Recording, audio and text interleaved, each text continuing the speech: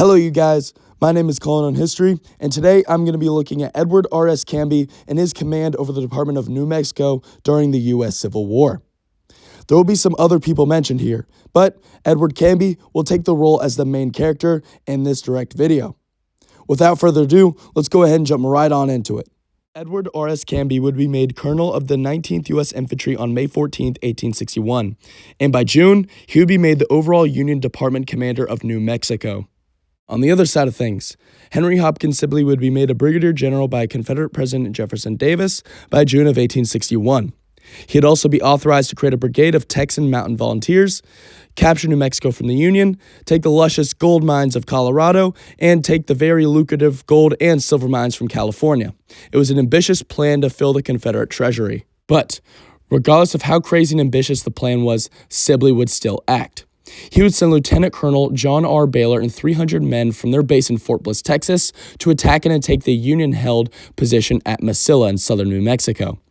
They would march out on July 24th, and they would confront Major Isaac Lynn's force of 380 men on July 25th near the town of Mesilla, ultimately defeating them and driving them out of the town, taking it for the Confederacy. Lieutenant Colonel John R. Baylor would later force the surrender of Major Isaac Glide's command on July 27, 1861, at Augustine Springs near the town of Mesilla. On August 1st, he would proclaim the Arizona Territory for the Confederacy and make Mesilla its capital. While this was all going on, Department of New Mexico Commander Colonel Edward Canby would not be idle, as he would pursue a very defensive/attrition-based strategy, one that consolidated his forces at Fort Craig in modern-day New Mexico along the Rio Grande River. He would train his forces while in a defensive position in the fort, and he would destroy any supplies that could not be moved to Fort Craig, not allowing it to slip into the hands of the enemy.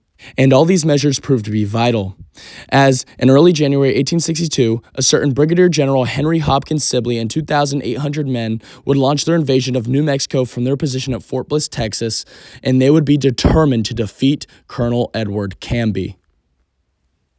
The invasion had begun. Sibley would move his now 2,500 men force out of Mesilla by February 7, 1862. His goal was to capture the supply and logistical hub of Albuquerque, New Mexico.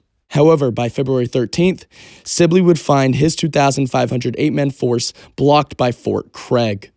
He would assess that the walls, the guns, and the 3,800 soldiers inside the fort were all too formidable for his force to take, so he would swing east, across the Rio Grande.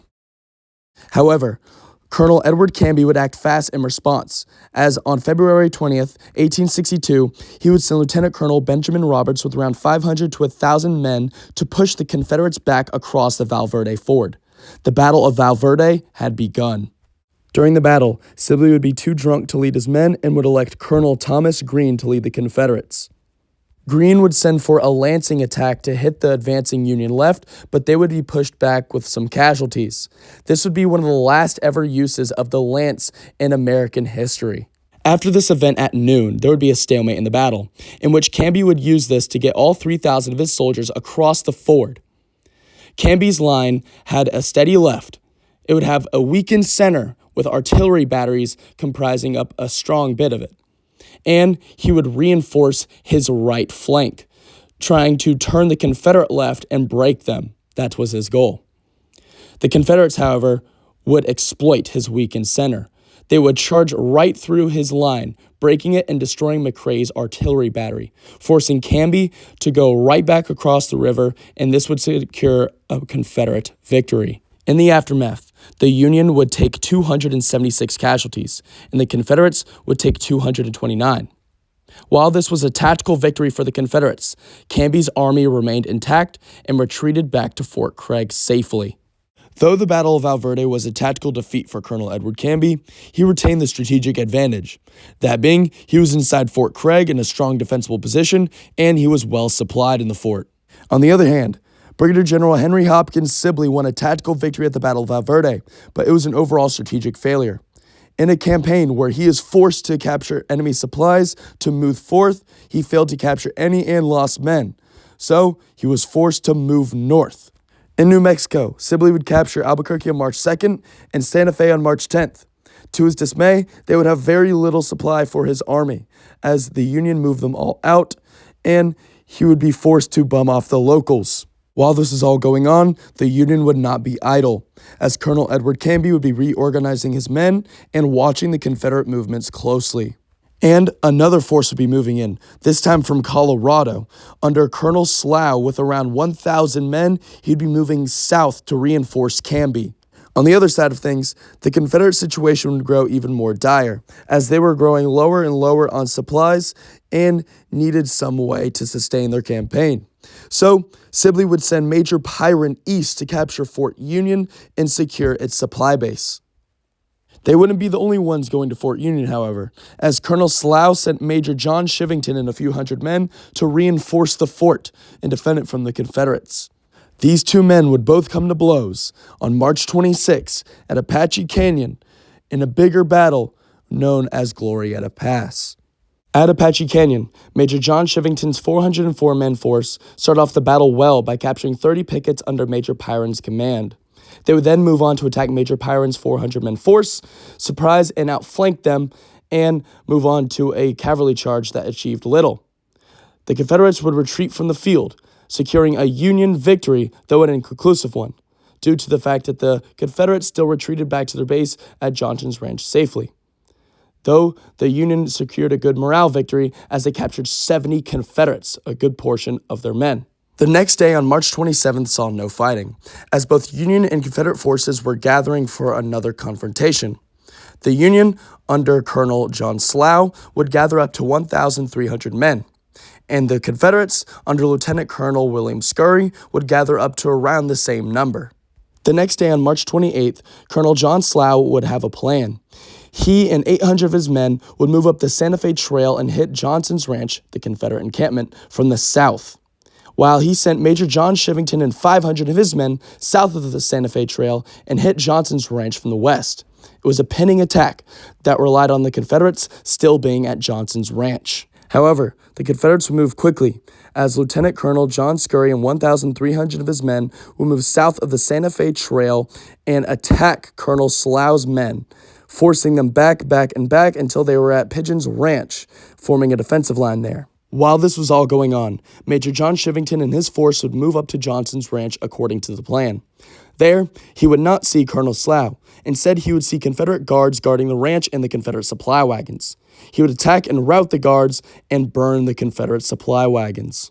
Back at Pigeon's Ranch, Colonel John Slough's men would be forced from the field after surviving 2 Confederate charges just for a third to break their lines.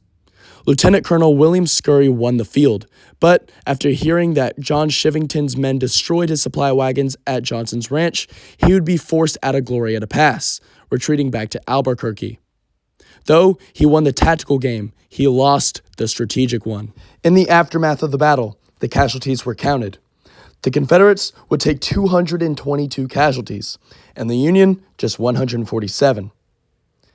After the battle was over, the Confederates would retreat back to Albuquerque, and then out of New Mexico entirely, never really threatening the territory ever again.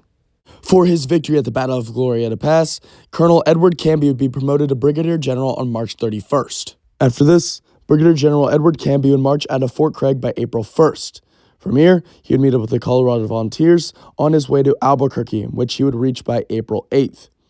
He would bombard the Confederate position in this town, but would ultimately stop due to civilian concerns. After this relatively small bombardment, Sibley would make his way out of Albuquerque on April 12th and would be followed hot on his heels by Canby.